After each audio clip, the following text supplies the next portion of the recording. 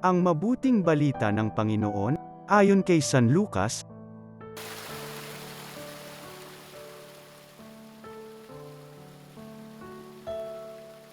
Noong panahong iyon, nang malapit na si Jesus sa Jerusalem at matano niya ang lungsod, ito'y kanyang tinangisan.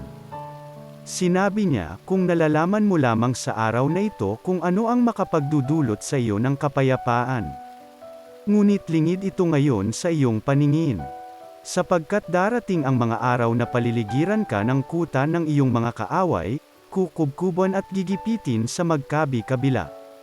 Wawasakin ka nila, at lilipulin ang mga anak mo sa loob ng iyong muog.